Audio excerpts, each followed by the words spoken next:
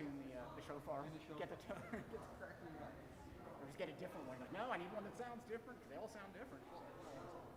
So yeah, I'll call, Ian Finger's fine to do it. I'll call you up to the right key. Just get a keyboard on it. Like they can hold their breath forever. It sounds like holding breath forever, but they're not actually breathing. It's a weird kind of thing. And we had in LA, and he blew shofar tekiah gadol at the end. You just keep it You going. want to die. You want to die. You're thinking, how the hell are you doing this? You're waiting for them to pass out. Yes, but he's not going to pass out. Everyone else That's pretty passes out. funny. So are we going to have a lot of? Did people sign up for the other minion?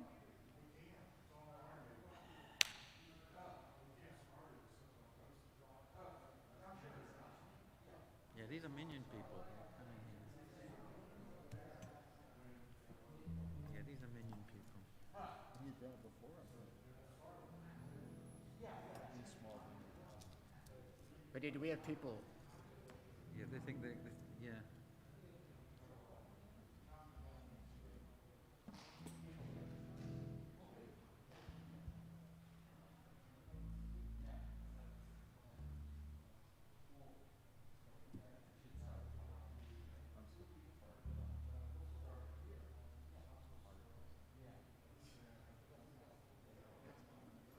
Well, you tell me from your school teacher.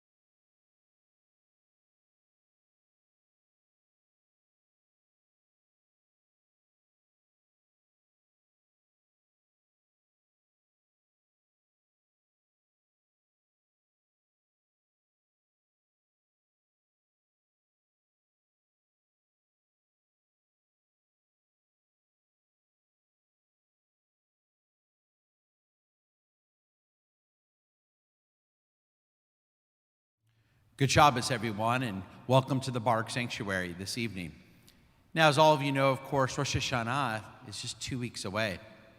And there's a custom during this last Jewish month of the year that every day to blow the shofar, to remind us of the upcoming holidays. This evening, we will blow the shofar right before Shabbat begins. Normally it's done in the mornings, but because of the pandemic, we're not having a morning minyan right now, so every evening between Mincha and Ma'ariv, we've been having one of our shofar blowers blow that shofar to remind us of the upcoming Rosh Hashanah holiday. So this evening we have one of our exceptional shofar blowers, my friend Ronnie Miller. So Ronnie, if you'll want to come up here to the bima. Actually, Ronnie, why don't we have you do this, just like you're going to do on Rosh Hashanah. Philip, if he comes up to the ark, will we be able to hear him? Okay, so Philip, you want to go all the way up to the ark? Ronnie, if you want to go up to the ark. And on Rosh Hashanah, this is what we're doing to protect us all from the shofar blow.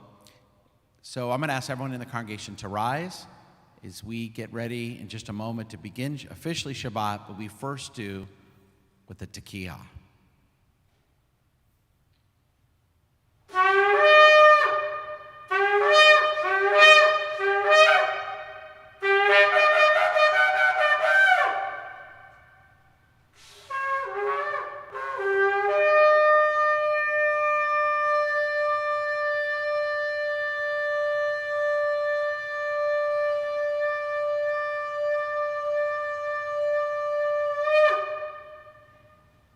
Thank you, Ronnie. Yeshkoach, and I want to remind everyone, as Ronnie reminded me, Ronnie's not driving here from Meyerland. Ronnie drives all the way in from Kingwood. And so we appreciate your commitment and dedication, and we look forward to hearing you blow the shofar over the next 2 weeks, and of course, on the second day of Rosh Hashanah this year, because first day is on Shabbat.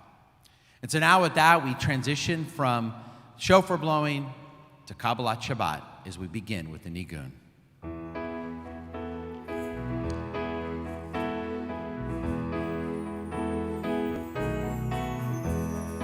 Die, die, die, die, die, die, die, die, die, die, die, die, die, die,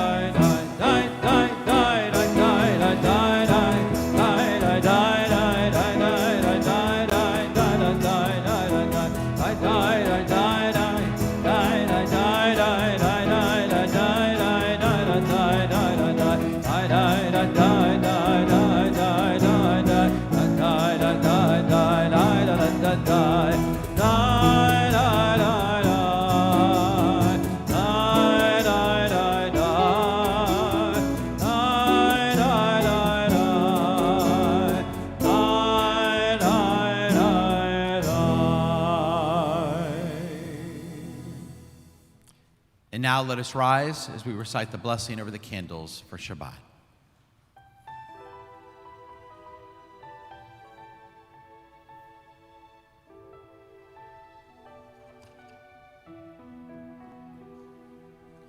Baruch atah Adonai, Eloheinu melech haolam, asher kiddeshanu b'mitzvotav,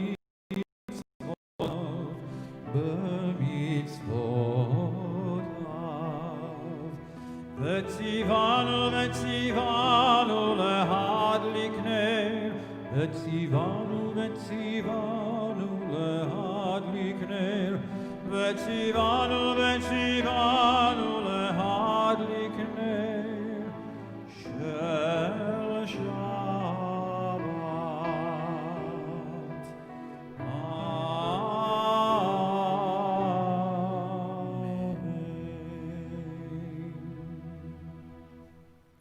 And you may be seated. Let us continue now in the middle of page 5, Shalom Alechem Malchei HaSharet.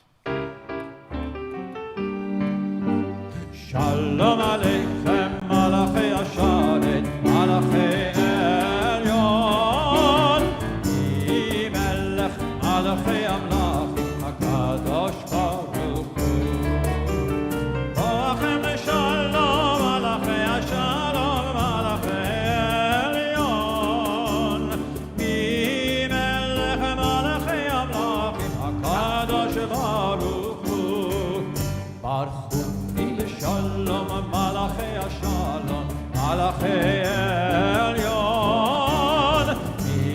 Melech Malachei Amlachim, HaKadosh Baruch Hu. Zeichem leShalom, Malachei Shalom, Malachei Elyon, Melech Malachei Amlachim, HaKadosh Baruch Hu. Page 11, Lechuna Ranana. Lechuna Ranana, Lechuna Ranana, Lechuna Ranana, Ladonai. Lechuna Ranana, Lechuna Ranana, Lechuna Ranana, Ladonai. Naria, Naria, Lechuri Sheinu, Nekadma Vana Bekoda. Naria, Naria, Lechuri Sheinu, Mizirot Naria Lo. Lechuna Ranana, Lechuna Ranana, Lechuna Ranana, Ladonai. Lechuna Ranana, Lechuna Ranana, Lechuna Ranana, Ladonai.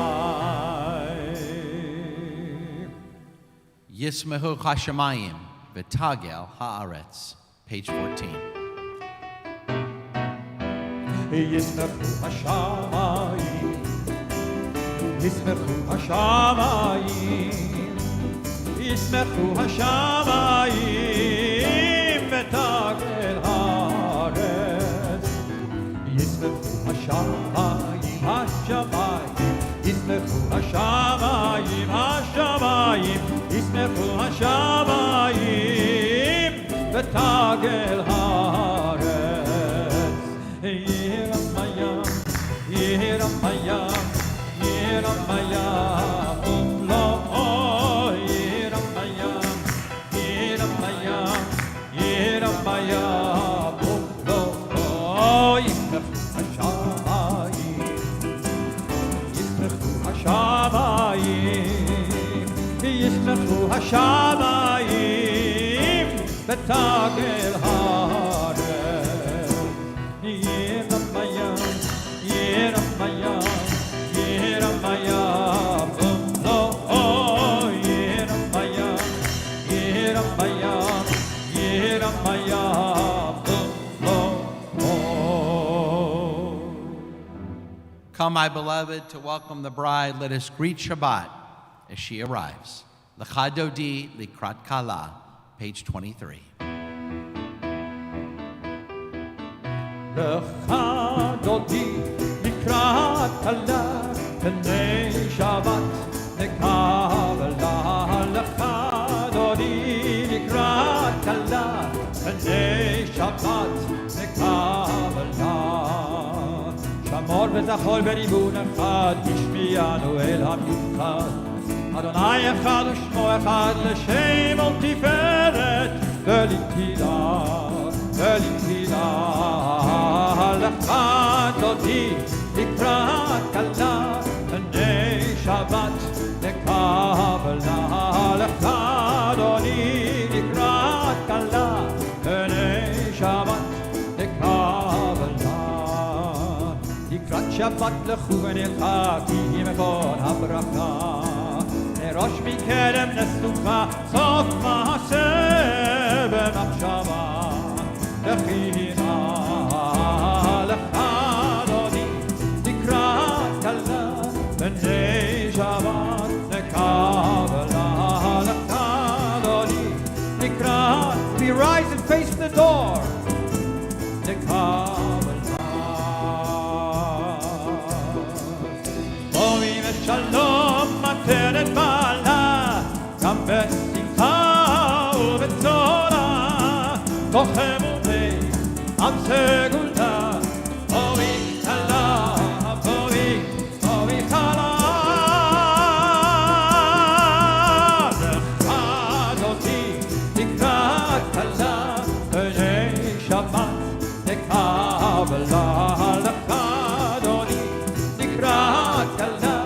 B'nei Shabbat Nekavela.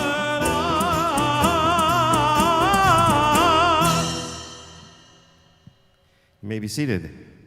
Into our congregation, we welcome those who are mourning, those at home who are mourning, and for those who are mourning, we offer the words of comfort from our tradition, Hamakom Yenechem Etchem B'toch Shar Avalei Tzion V'Yerushalayim. May God's presence bring you comfort amongst the mourners of Zion and Jerusalem. To those who are mourning and those observing a yard site, we'll now recite the Mourner's Kaddish on page 30.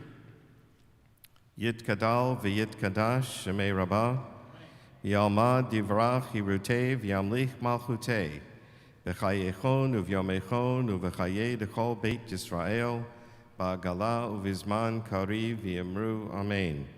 Yehei Shmei Rabbah Mevarach Le'olam Le'almei Almaya Yit Barach V'Yishtabach V'Yitpa'ar V'Yitromam V'Yitnasei V'Yitadar V'Yitalei V'Yitalal Shemei D'Kudsha B'Richu Le'ela Min Kol Birchata V'Shirata Tush Bechata V'Nechemata Da'amiran B'Alma V'Imru Amen. Yehei Shlama Rabba Min Shemaya V'Chayim Aleinu V'Al Kol Yisrael V'Imru Amen. Osei Shalom B'Ramav Hu Ya'aseh Shalom Aleinu V'Al Kol Yisrael V'Imru Amen. We now ask everyone to rise for Baruch, page 39. Baruch hu et Adonai HaMevorach. Baruch Adonai HaMevorach le'olam va'ed. You may be seated. We continue with Ahavat Olam, page 40. Ahavat Olam Beit Yisrael, Beit Yisrael, Amecha Ahavta Torah u'mitzvot, Chukim u'mishpatim, Otanu limatta, Al ken Adonai Eloheinu, B'shorveinu v'v'tovenu,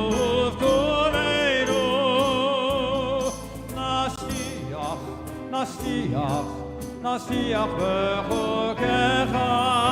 Ahavat Olam Beit Yisrael, Amcha Ahavta Torah u'mitzvot, Chukim u'mishpatim, Otanu limatta. V'nismach b'divrei Toratecha u'b'mitzvotecha le'olam va'ed. Yehei mechayenu v'yonech yameinu, u'bahem negei yomam v'layla. V'yahavadecha al tasir mimenu le'olamim. Baruch ata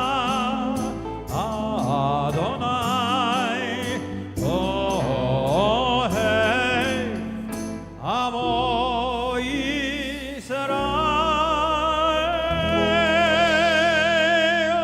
Shema Yisrael Adonai Eloheinu Adonai Echad. Ve'ahavta et Adonai Elohecha b'chol levavecha u'b'chol nafshecha u'b'chol me'odecha.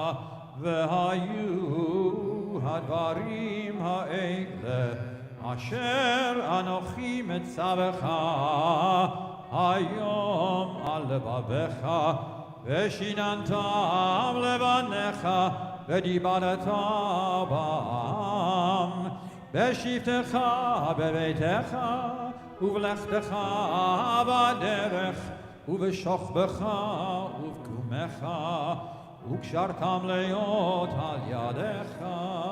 והיו לטוטפות בין עיניך, וכתבתם על מזוזות ביתך ובשעריך. We continue silently in Hebrew or English to the bottom of page 42.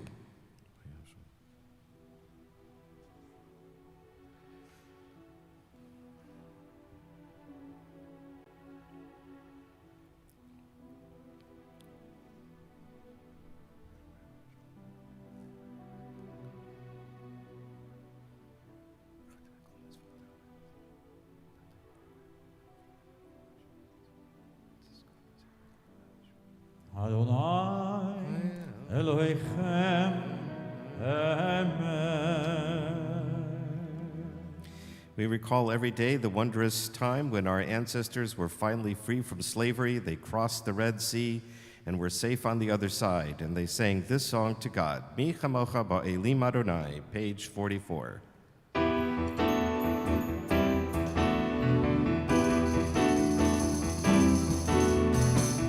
כמוך באלים אדוני, כי כמוך נעתר בקודש נורא נורא, נורא תהילות עושה פלא.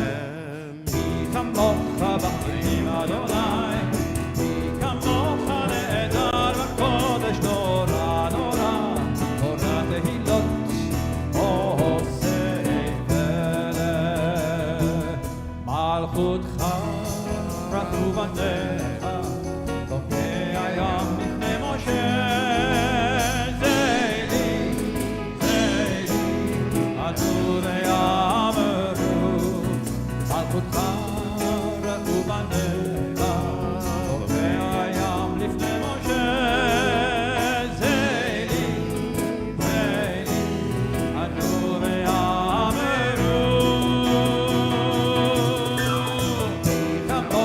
באלים אדוני, כי כמוך נעתר בקודש נורא נורא, נורא תהילות עושה פלא. כי כמוך באלים אדוני, כי כמוך נעתר בקודש נורא נורא, נורא תהילות עושה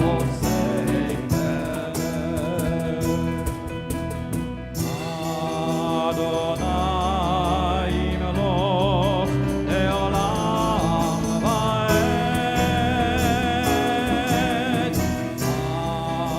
Adonai Melech le'olam va'ed.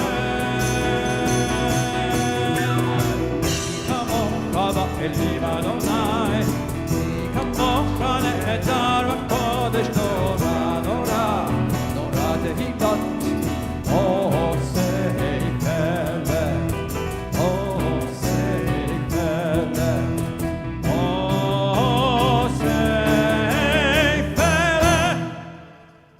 Hashkivenu Adonai Eloheinu l'shalom. Help us to lie down, O God, in peace tonight, and waken us again tomorrow to life renewed. Hashkivenu, page 45. Hashkivenu Adonai Eloheinu l'shalom, v'hamidenu malkeinu l'chaim. Hashkivenu Adonai Eloheinu l'shalom, v'hamidenu malkeinu l'chaim. Ushmor tzeiteinu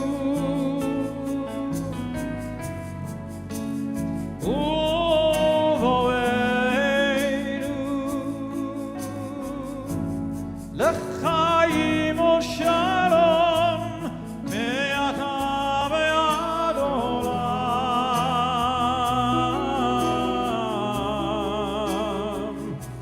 ve'ad olam. Hashkivenu Adonai Eloheinu l'shalom, v'hamidenu malkeinu l'chaim. Ashkivenu Adonai Eloheinu leshalom ve'hamirenu malkeinu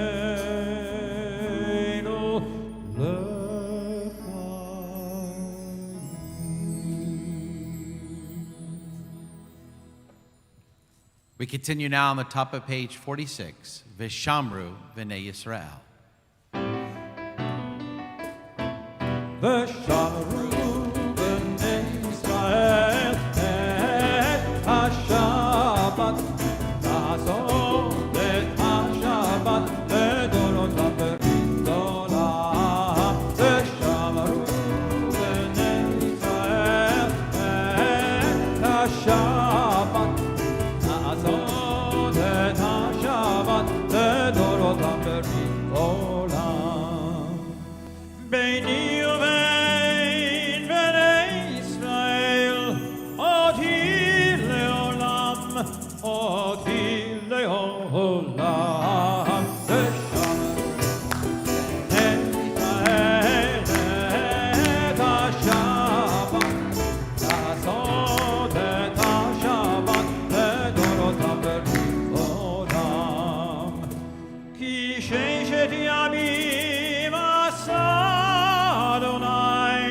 עשה אדוני את השמיים ואת הארץ. ושמרו בני ישראל את השבת, לעשות את השבת לדורותם ברית עולם.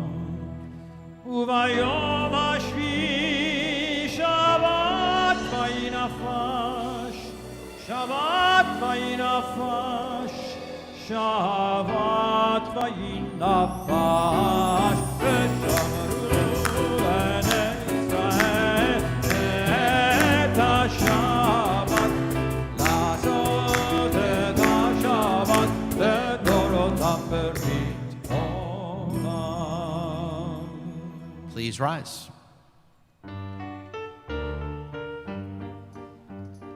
יתגדל ויתקדש שמי רבה, אמן. בעלמא יברך פירותי וימליך מלכותי, בחייכון וביומכון ובחיי לכל בית ישראל, בגלה ובזמן קריב ואמרו אמן.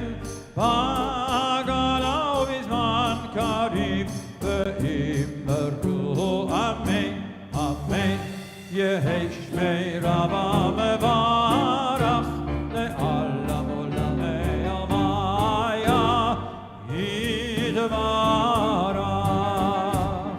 יתברך וישתבח ויתפאר ויתרומם ויתנשא ויתהדר ויתעלה ויתהלל, שמי לקודשה בריאות לעילם מן כל ברכתה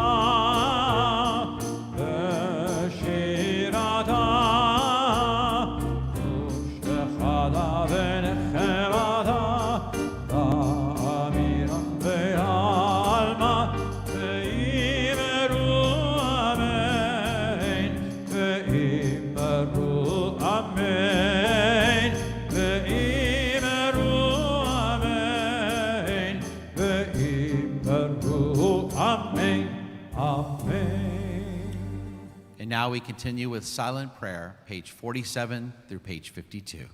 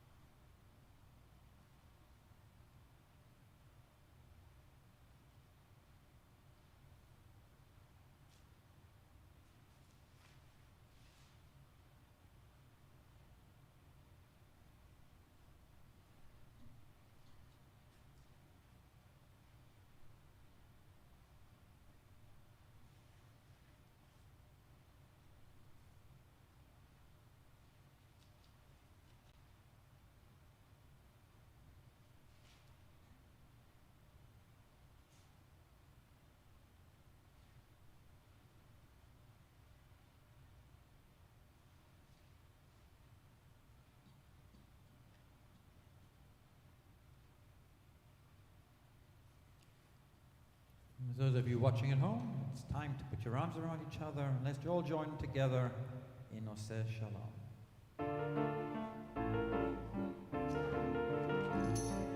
Oseh Shalom bimromav, Hu ya'aseh Shalom aleinu, Shalom aleinu, aleinu ve'al kol Yisrael, ve'imru Amen. Aleinu ve'al kol Yisrael, ve'imru Amen. Hu ya'aseh Shalom aleinu, Shalom aleinu ve'al kol Yisrael. Hu ya'aseh Shalom aleinu ve'al kol Yisrael.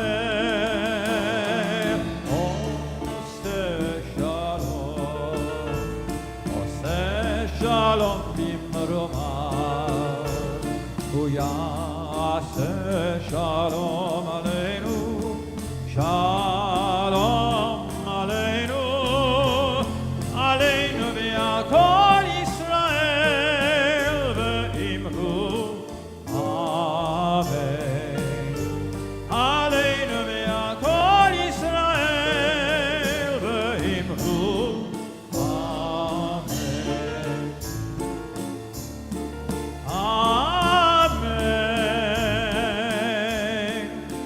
Amen. Amen.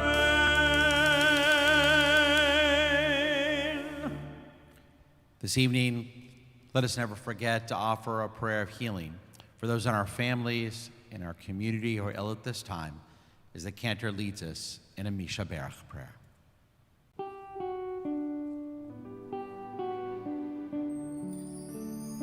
Mishaberach Avotenu, Kor HaBracha Leimotenu. May the source of strength, who blessed the ones before us, help us find the courage to make our lives a blessing for us and all of those we love. Mishaberach imotenu, Mekor HaBracha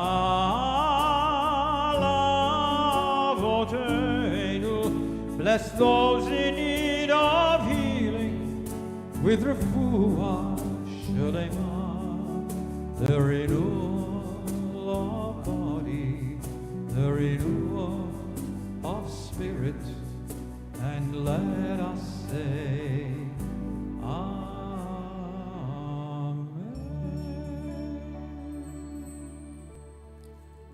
May our loved ones find healing soon, and may God, you deliver to all of them a refuah shlema, a complete healing of the mind, body, soul, and spirit. And let us all say, Amen. You may be seated now as the cantor continues with Kaddish Shalem, page 54. נתקדל ויתקדש שמי רבה, ואלמדי ואחילותי, ויאמיך מלכותי, וחייכון ומיכון וחיל כל בית ישראל, הגלה בזמן קריב, ויאמרו אמן.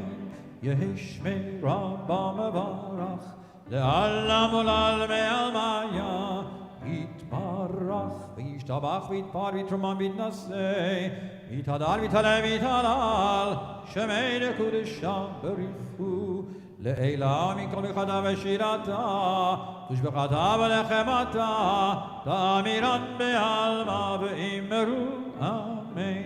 תתקבל צלותון ואותון לכל ישראל, תודה מבוני וישמיה ואמרו אמן.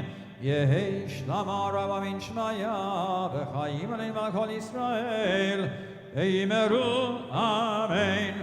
עושה שלום במרומיו, הוא יעשה שלום עלינו ועל כל ישראל, ואימרו אמן.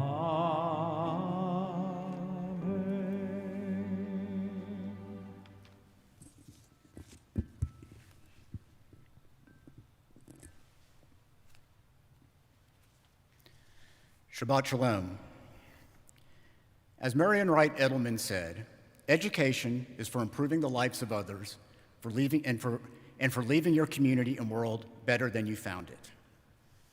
In the 18th century, Rabbi Shalom of Karlin said, if you want to raise a person up, do not think it is enough to stand on top and reach a hand down.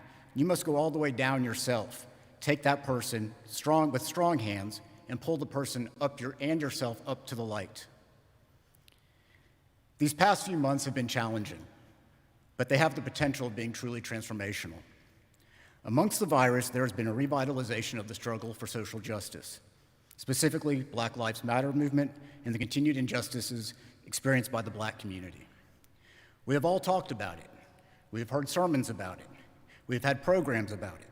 Tonight, Rabbi Strauss will explore the topic with Houston's own Cambrell Marshall, who I'm very happy to welcome to Congregation Beth Yeshurun, and I strongly recommend that all of you either stay or stay tuned to see the discussion.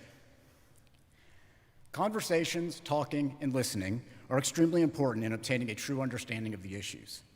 However, as it is often said, talk can be cheap. So it's time for some action. So what are we going to do? Well, more specifically, what are you going to do?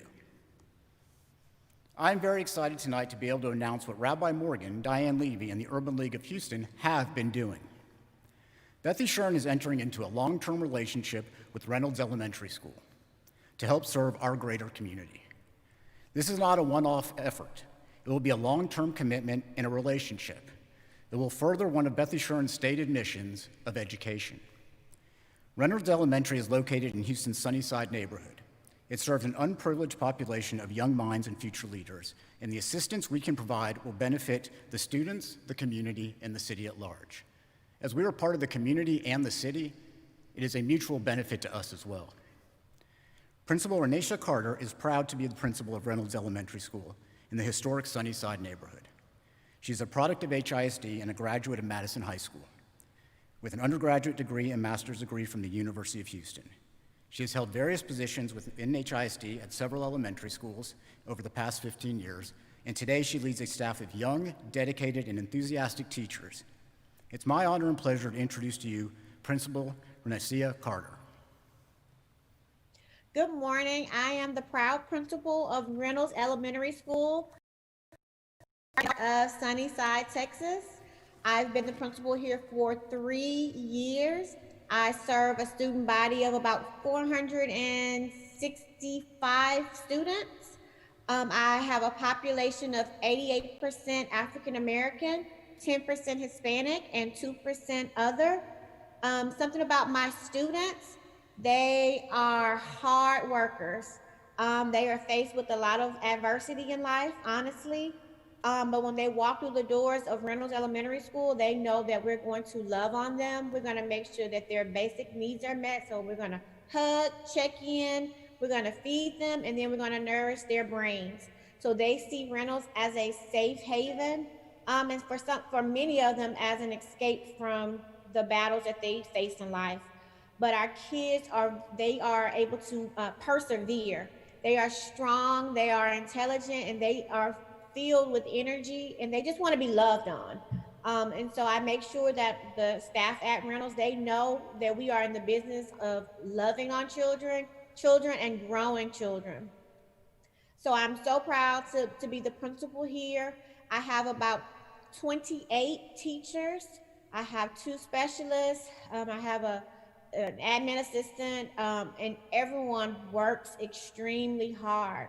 So we wanted to just make sure that our kids have an even playing field, right? When they go out into the world, we want to make sure that they are equipped.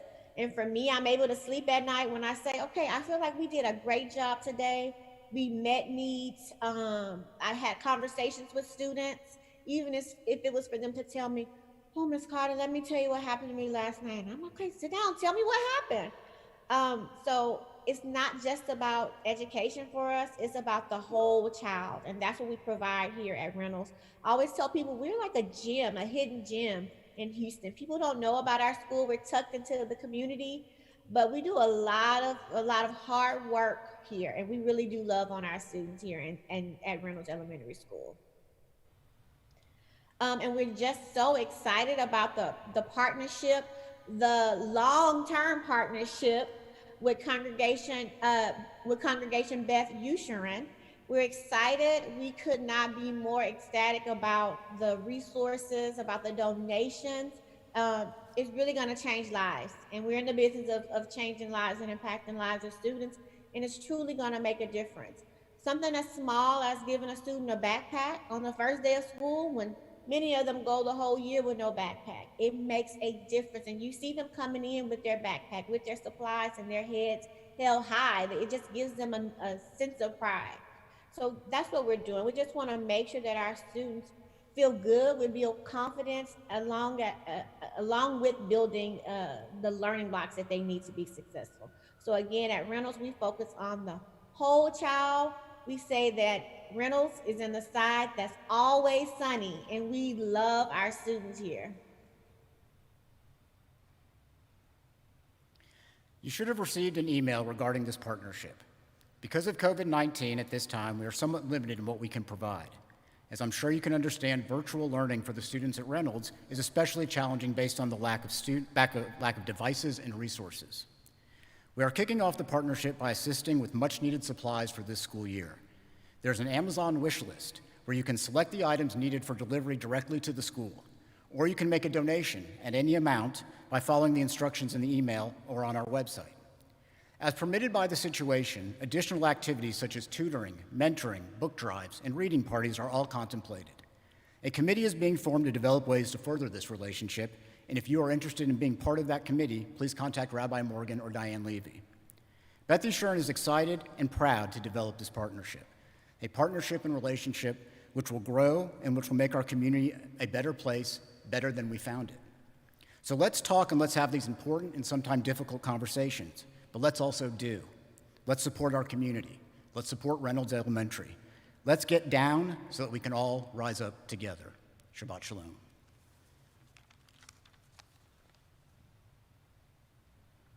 Thank you to our congregational president, Jared Bloom. Jared, we appreciate your support. We appreciate the help of our program director, Jennifer Rosenzweig, and our director of marketing and communications, Ashley Mills. And most particularly, I want to thank my colleague, Rabbi Steve Morgan and Diane Levy, for their tireless commitment to this important partnership. And we look forward to working with that community, the Reynolds Elementary community, for many, many years to come. Beautiful and important way to start a new Jewish year. And now let us continue in our service as we rise for the Aleinu, page 56.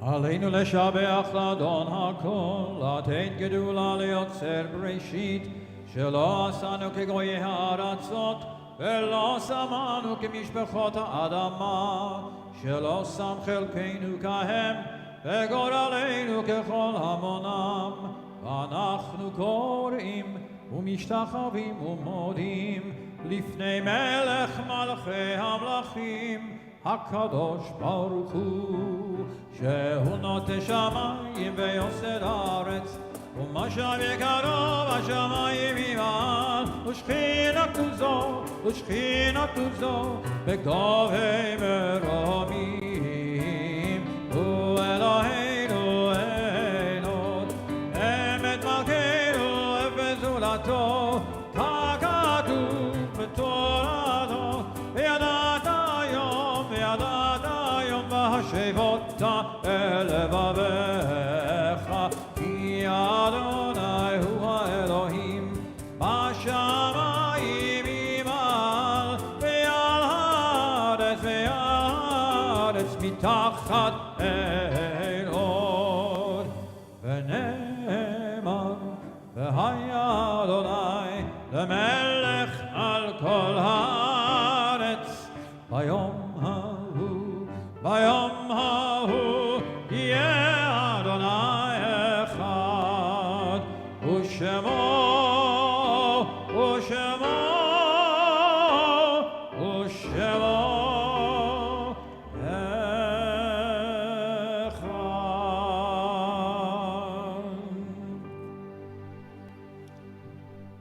Now turn to page 58, and this week at Beth Yeshurun, we offer condolences to the families of Helen Berger, Charlotte Wertheimer, Rachel Nino, Salmi Tirani, Dorothy Davidoff, Milton Wagner, Helen Farber, and Bruce Natkin. The words of the Mourner's Kaddish, page 58. Yitzgadal v'yikadash shemei rabbah, v'yalma divrach yiruteh v'yamlik malchuteh, v'chayechon v'yomechon v'chayeh d'kol beit Yisrael, ba'agalav v'zman kariv v'yemru amen. Yehei shmei rabbah mevorach li'olam omei amaya, yitzbarach v'yishtabach v'yitba'ar v'yitroman v'yitnaseh, v'yitadar v'yitaleh v'yitalal shemei d'kudusha b'richu, le'ela minkol berchata v'shirata, tishbechata v'nechemata, da'miram v'yamal v'yimru amen. Yehei shlama rabba min shemaya, v'chayim aleinu v'yakol Yisrael v'yimru amen. Osei shalom b'mromav, hu ya'aseh shalom, aleinu v'yakol Yisrael v'yimru amen.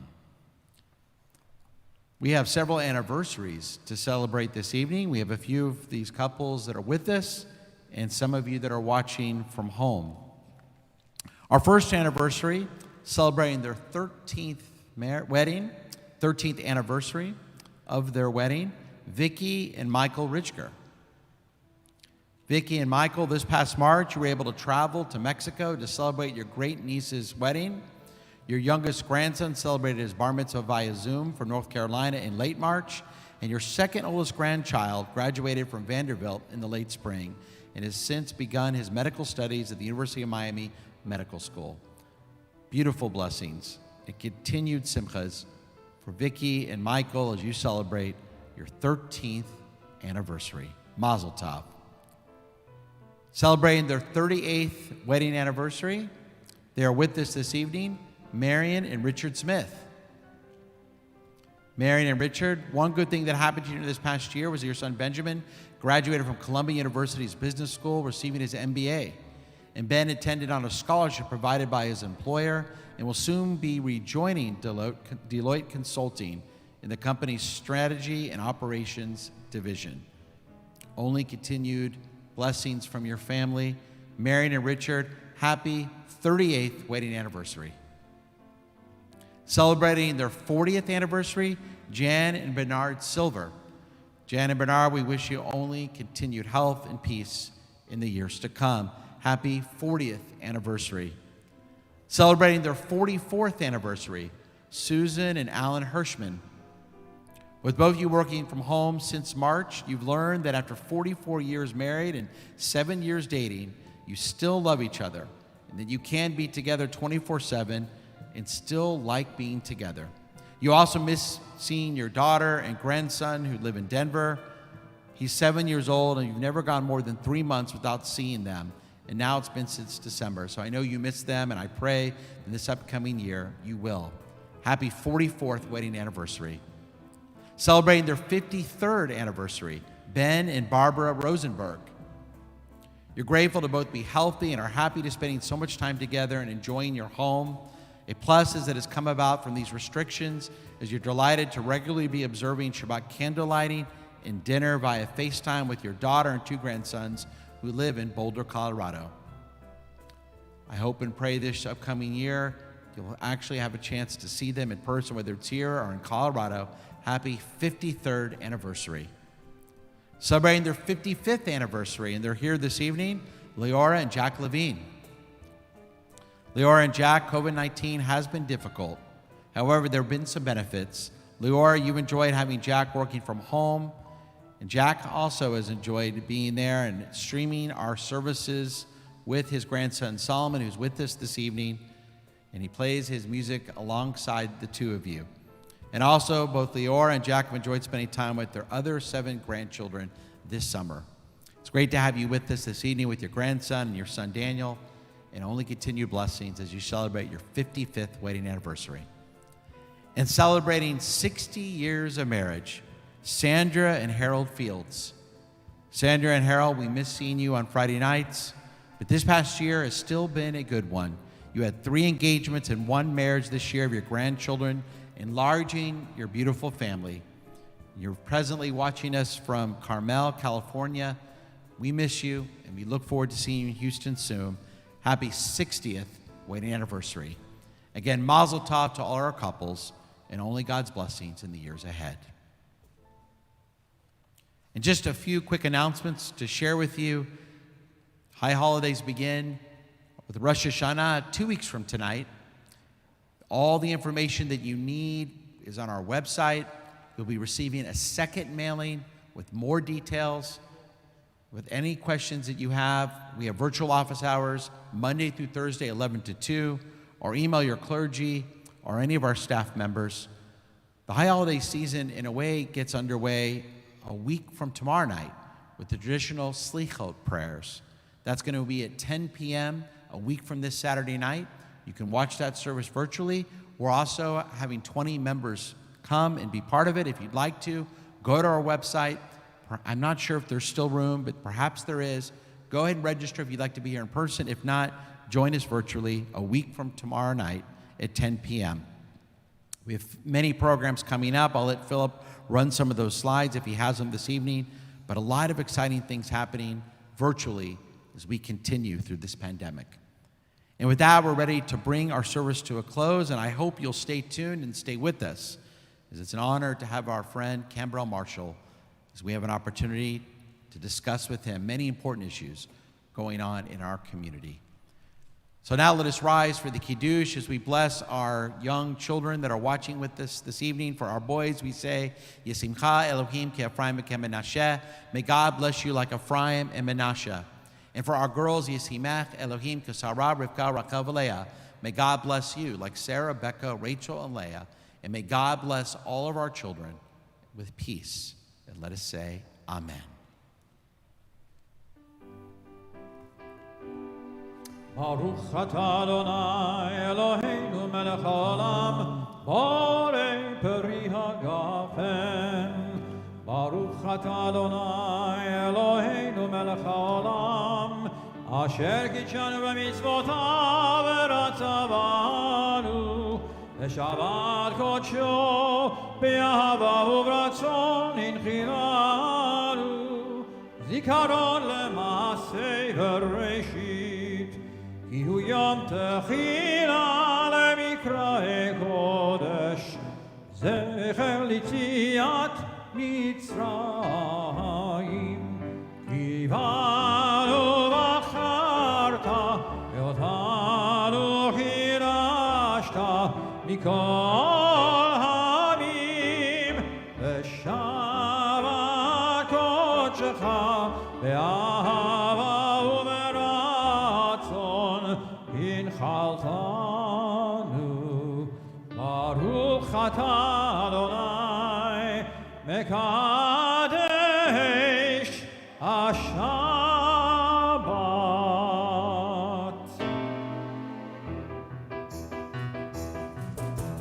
שבת שלום, שבת שלום, שבת שבת שבת שבת שלום, שבת שלום, שבת שלום, Shabbat, Shabbat, Shabbat, Shabbat, Shalom. Shabbat, Shabbat, Shabbat, Shabbat, Shalom. Shabbat, Shabbat, Shabbat, Shabbat, Shalom. Shabbat, Shalom. Shabbat, Shalom. Shabbat, Shabbat, Shabbat, Shabbat, Shalom. Shabbat, Shalom. Shabbat, Shalom. Shabbat, Shabbat, Shabbat, Shabbat, Shalom.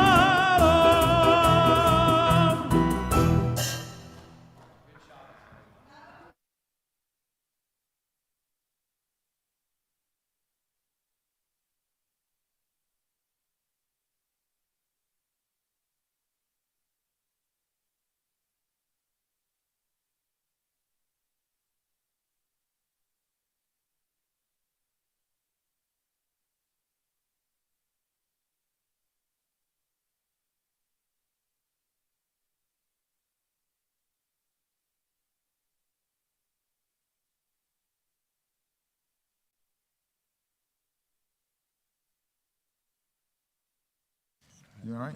Yeah, I'm doing good. Good. Doing real good. So it's a pleasure to have my friend Cambrell Marshall here. Welcome to Congregation Beth Yeshurun. Thank you. We normally have a fairly full sanctuary, But we are delighted to have some of our members that are still feel comfortable coming, as we limit our congregational size to 20 members during this time. But we, of course, have hundreds, if not thousands, of people watching every Friday night and Saturday. So we're truly delighted to have all of you join us from home. And of course, it's a pleasure to have you here. Many of you know Cambrell. Just to remind you, he's a member of the KPRC2 Severe Weather Team and delivers the weekend forecast to help you plan your day. He's also a host of Houston Newsmakers with Cambrell Marshall, a weekly program that delves into issues in the news that Southeast Texans most care about. He's won numerous awards in journalism and community service. Among them is one of broadcasting's top awards, the Emmy, for a feature series titled Guardians at Sea, chronicling the efforts of the U.S. Coast Guard to rescue Cuban and Haitian refugees crossing the Florida Straits. He has a tireless commitment to volunteer service and has been honored as March of Dimes Texas Communications Volunteer of the Year. He was chairman of the 2011 March for Babies in Houston and co-chair of the Susan G. Komen Race for the Cure for 2 years and helped raise hundreds of thousands of dollars for breast cancer research. He's also a past chairman of the executive committee of Big Brothers Big Sisters of Southeast Texas. He's been married since 1979 to his wife, Debbie, and they have 3 daughters and 2 grandchildren. I thought I was busy. I am impressed. And so I want to start. You know, we see you on Channel 2 almost every day and on the weekends. But tell us a little bit more about your work. And I've always been interested to know, how did Newsmakers get its start? It's all about being in the right place at the right time. This program was on the air. It was called Beyond the Headlines. Some people may remember it. It was on at 5:30 a.m. on Sunday mornings. And it was started as a result of some things that were going on in the Houston area. And our station general manager at the time felt that we needed to revive that show. Once upon a time, it was just called Newsmakers. Bill Baeza used to host it many years ago. It had Sonny Messiah Giles from the Houston Defender and Dan Patrick, who was then a radio guy, on the show. And then it went away for a number of years. And a new general manager brought it back as Beyond the Headlines. Another general manager came in and said, you know what?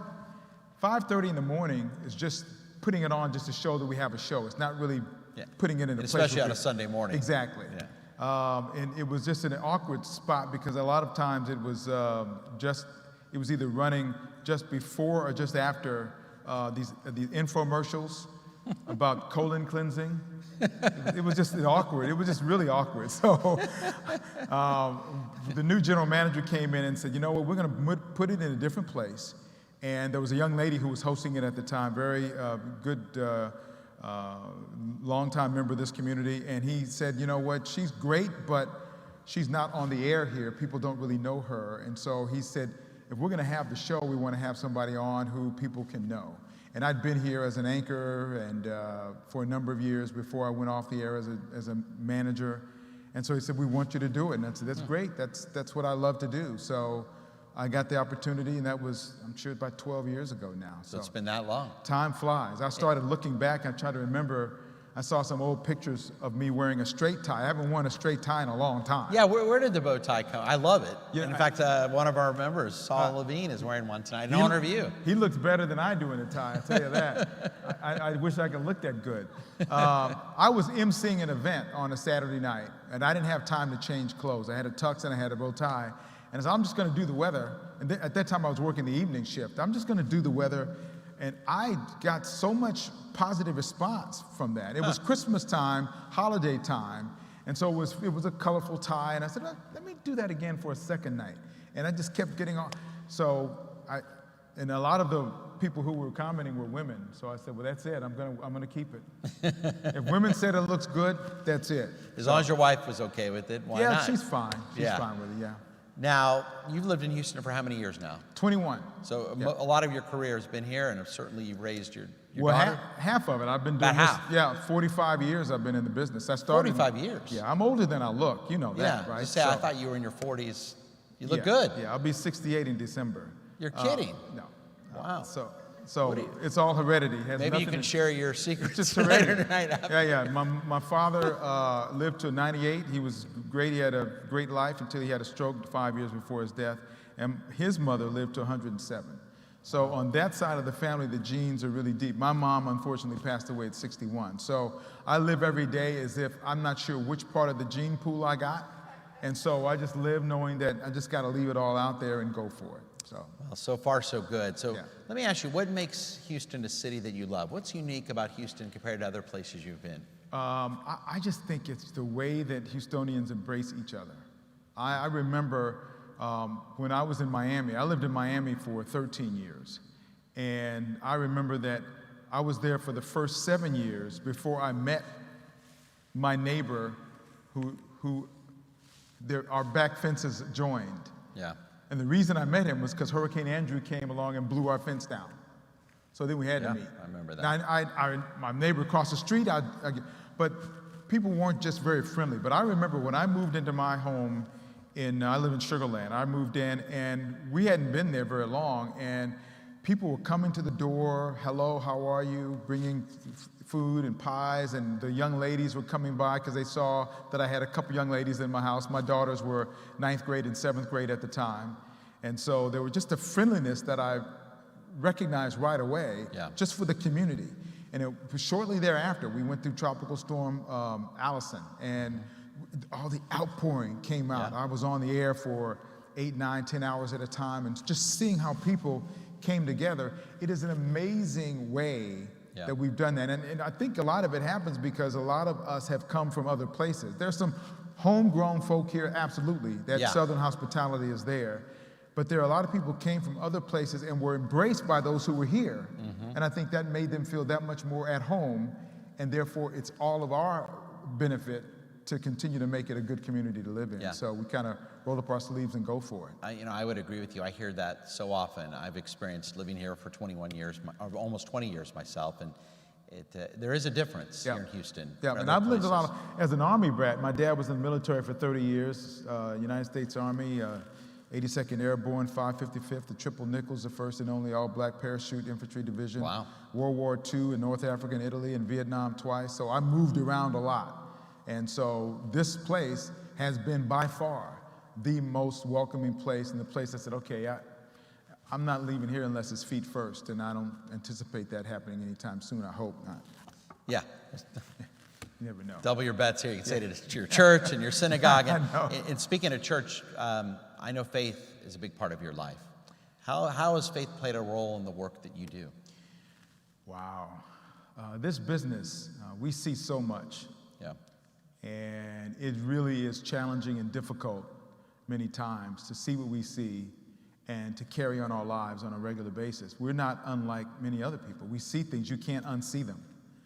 And so for me, it's always been, I'm fortunate that I was raised in a home where faith was all around me. My grandfather, who I never met because he died when my mom was 10 years old, my grandfather was a Methodist minister. And so my mother grew up with that background, and so I grew up in a Methodist church. And I always remember that it wasn't whether or not I was going to church. That was never a question. She said, if you wake up and you're able to breathe, you're going to church.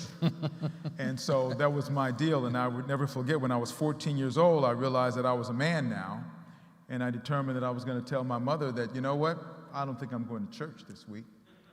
And she said, okay. My mother was brilliant. And she said, okay, fine. And so I didn't go. And I didn't go the next week. I didn't go to the next week. I didn't go to the next week. She never said a word to me. And I came back to her and I said, I was missing something. I was missing something in my life at that point. Even at the age of 14, I thought I was a man. I knew everything. I was missing that relationship that we had when we go to commune with each other in church. And so I said, you know, Mommy, I want to go back to church. She says, you know what time we leave? And she knew at that time, she said, I had to make the decision. I'd gotten to a point in my life where it could no longer be dictated that I go to church. I needed to go because I needed to be spiritually guided to go there. Yeah. And I felt a big emptiness. So in my life as a professional, I feel myself every day going to work and wanting to be like the scriptures tell me I should be. Knowing that I'll always fall short of it, but knowing that I have an opportunity to try to be like the scriptures ask me to be. So that's what I do, and I ask and I pray for those around me to be safe. And I also ask that we can see what we see and not be changed negatively because of it, but maybe we're able to act positively as a result of what we see, to do something on somebody's behalf.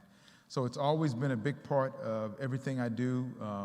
My children, God bless them, have all grown up and have been spiritual.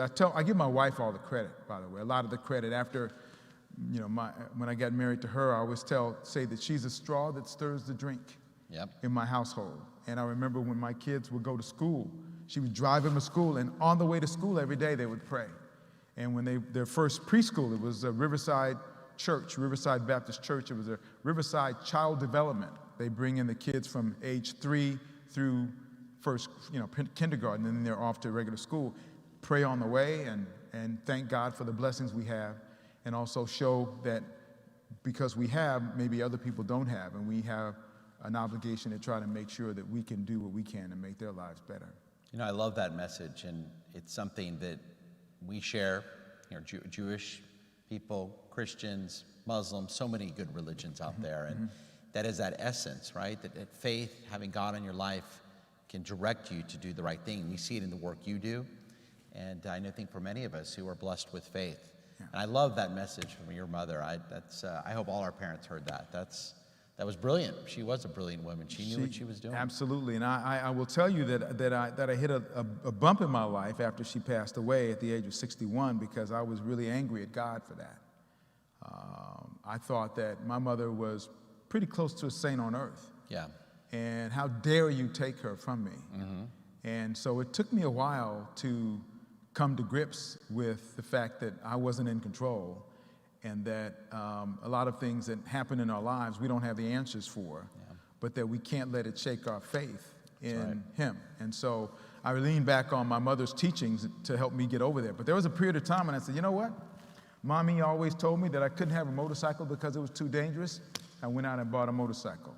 I just said, you know what? If you're going to take my mom, then I don't deserve, I'm certainly not high up on the list of people to keep around if you're going to take her. So, but I got over it. Okay, but you're not driving that motorcycle anymore. Okay, No, that's crazy talk. Yeah, please don't. A couple of close calls is all I needed. I can imagine. So, speaking about life outside our control, I think for all of us, there's never been a time where more things are out of our control. And I know it's changed your work over at Channel 2, but what advice would you give us all on how we can maintain our sanity and our faith as we work through this pandemic? You're right, it is a tremendous challenge across the board. We've gotten it, not only do we have a pandemic, we have a political season that has people sniping at each other. We're in political silos that are so deep that we don't hear each other. We hear, but we don't listen. And so that's a real challenging thing for all of us. We've talked about it before, about the way that we can't come together, we can't compromise because we're so entrenched in things that may be based upon false information. But what I've been able to do through this, and some people know, I don't keep it a secret. My wife is in Maryland most of the year. Her parents are, we're in the process of moving my mother-in-law into permanent hospice care, and my father-in-law is not going to be able to walk again. My wife is there pretty much 10 months out of the year. Take care of her. So I'm here, and so through the pandemic, I've seen her twice. And so, but I just bought a ticket today. I'm going to see her next week. Good. So yeah, I got to take my ID so I can introduce myself. But we have relied on each other. We talk every day, and through this period of time when the pandemic makes things difficult, but our own personal lives can be difficult as well. But we rely on each other. We rely on our own faith and how our own children's faith keeps us together as a family. The foundation has been laid, and so now it's a matter of relying on the strength of that foundation to make sure that we can have strength to this period of time. We pray together, we FaceTime together, we give each other confidence to go through the next day. because she's under a lot of stress. And so she calls me because she's at her wit's end. And so I'm the person who helps. And when I'm having difficulty, she's that person for me. So during this pandemic, there's nothing more important than family, nothing. And I think that goes for the immediate family, that goes for the church family, that goes for the synagogue family, that goes for our community family, those people who we hold close, those people who rely on to give us confidence when we're lacking confidence, those people we rely on when we're looking for a smile when no one else is smiling, even though we have masks, can't see it all the time, right? Although my eyes show my smile all the time. I think a lot of us do that. That's how I get through this, and each day is a different day. You know, I get up pretty early when I go to work on weekends, so I have to just kind of gear down and try to go to sleep as soon as I can and get up, and it's a whole brand new day. Thank God for it as I go to work, pray on my way to work every day, asking him to give me the ability to be informative and entertaining. Yeah. Got to have both. You got to have both in today's meeting. And be able to leave work and be as happy and make people around me happy and feel my presence. That's the goal that I have every day. Yeah, well, you're succeeding. So let's spend our last few minutes together talking about an important issue, the Black-Jewish relations. Mm-hmm. In fact, next week is Black-Jewish Unity Week, a partnership between the American Jewish Committee and the National Urban League. So let me start. What's the perception that you see of the Jewish community here in Houston? I have always perceived it as being a really close community, really philanthropic community as it relates to money and talent and giving of time, which is just as important in many ways. Yeah.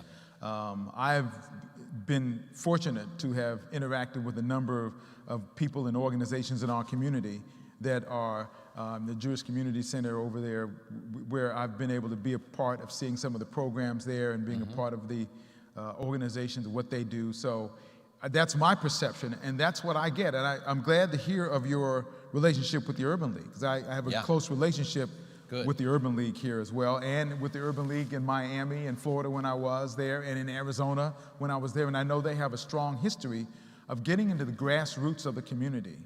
And I think it's a great opportunity to have that relationship really grow and have an ability to understand each other's cultures. Yeah. That's kind of a big key, because so often, you know, I've done stories, and I think we've done stories with you as well, how, you know, sometimes when our worship times, that's typically some of the most segregated times in our communities across the world, because we come together, and it's not meant to be a negative thing. It's just the way we've grown together like that. And so many of our congregations are pretty straightforward in certain demographics. Right. And so I think so much of the time we lose opportunities when we're not cross-pollinating a little bit. We're not asking each other to give up what they believe, but being able to share and be a part of somebody else's service. So, because I was back, I enjoyed this service. I didn't understand what you were saying, but I enjoyed this service. I could feel the love about what it meant. I could feel it. And so I think if you have faith, you can feel that across denominations. You can feel that across religions. You can feel that. And so I'm a strong believer in that. And I believe in this community, the Jewish community here has always, I've perceived, on the front lines of doing things, calling it as it is. If it's wrong, we have to do something about it. And oftentimes we see the African American community and the Jewish community hand in hand, arm in arm, walking together, fighting against the wrongs that are in this country, just like it happened during the 60s in the civil rights era. I mean, we talk about, the NAACP was founded by Jewish communities and African American communities, making sure that those communities would be lifted up. So we've always had this relationship. History has told us we have always walked hand in hand, arm in arm, against injustices against people. We just always have. And this community in the Houston area it's just by far one of the best organizations I've seen across the board in terms of how this community reacts to things that need to be changed in our community for the better. Now, I appreciate you saying that, and I'm not surprised, because I know how informed you are, and you understand. And that's, I think, one of the hard things for American Jews right now, is that many of us know about that great relationship, that history of working hand in hand to help each other during the civil rights movement until today. But I don't know if enough Jews. I don't know if enough Americans. I don't know if enough African Americans know about that history. And so I tell my members, don't complain about it. Get out there and show them that we still are committed. We still care. We still want to make a difference. We still understand that there's a lot more work to do. As our congregational president, Jared Bloom, pointed out a few minutes ago, he reminded us that not only do we have this great history, but that we can accomplish incredible things when we come together as partners and learn from each other. And I think part of it is because we shared persecutions. Yeah.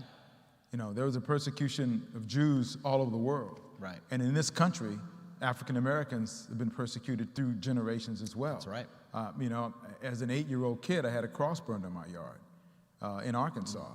Those kinds of things happened because in the 50s, that's what happened in Arkansas, putting people in their place. That sort of thing impacted my life for the rest of my life. Yeah. It makes me very resistant and not tolerant of prejudice.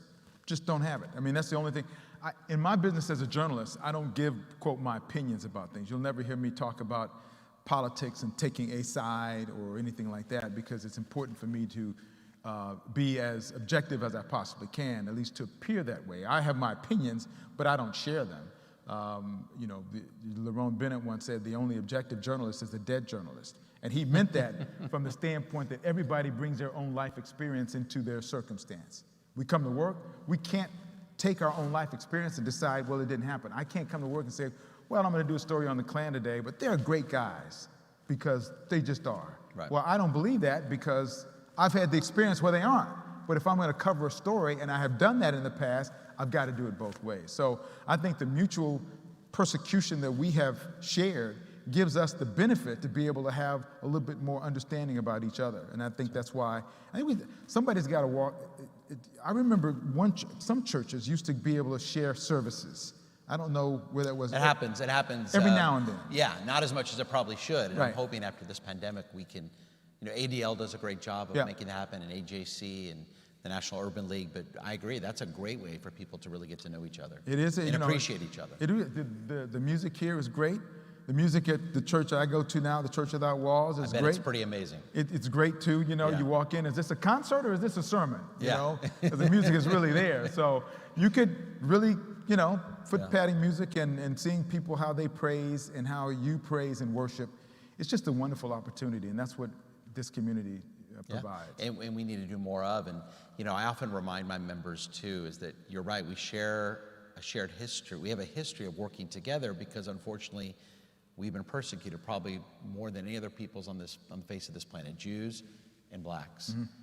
And there's nothing more that Klansmen and white supremacists would like is to drive a wedge between our communities. We can't let that happen. We have to work together to stamp out hatred and racism, anti-Semitism and prejudice. And when we work together, our communities, there's so much passion there, and spirit, and drive, and commitment. We can succeed. I'm a firm believer in that, and I always ask the question I do some Facebook Lives where I tell people all the time, you're not going to get my opinion, but I'm going to ask you questions about things, and it's going to be about truth.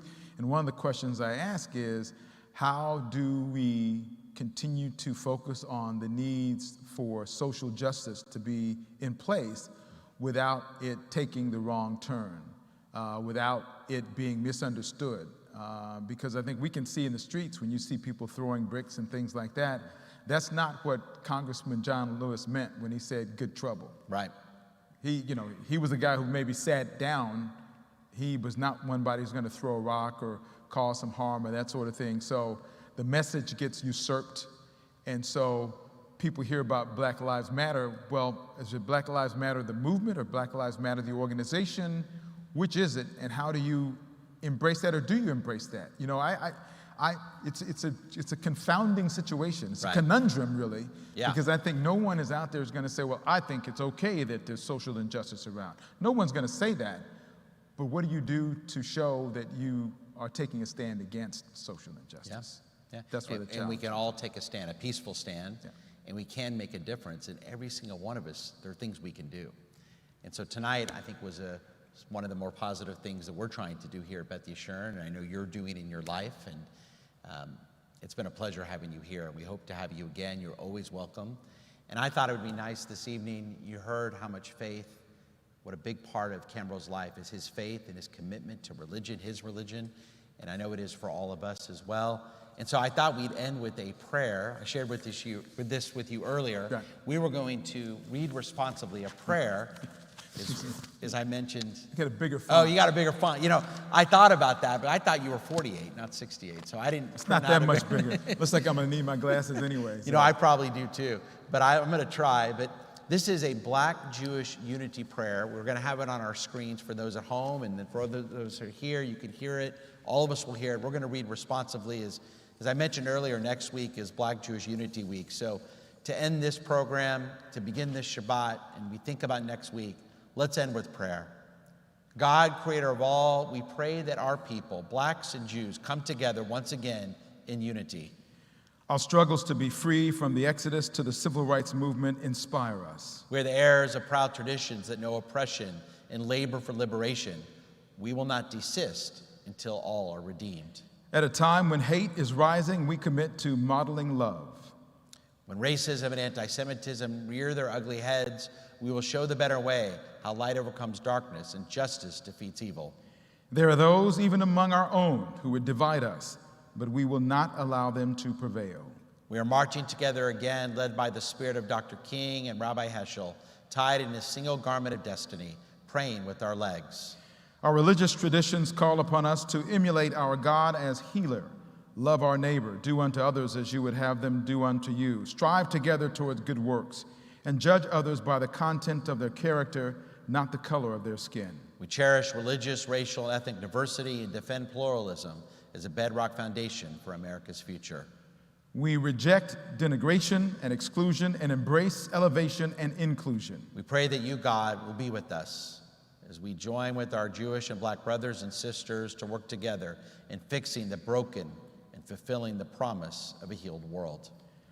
Turn us toward you, God, and we will return to you. Renew our days as of old. Amen. Amen. Thank you, Cambrell, again for joining us. Thank you for everyone for tuning in, and we hope to see you soon. And Shabbat Shalom, everyone. Thank you, sir. That was fantastic. Thank you.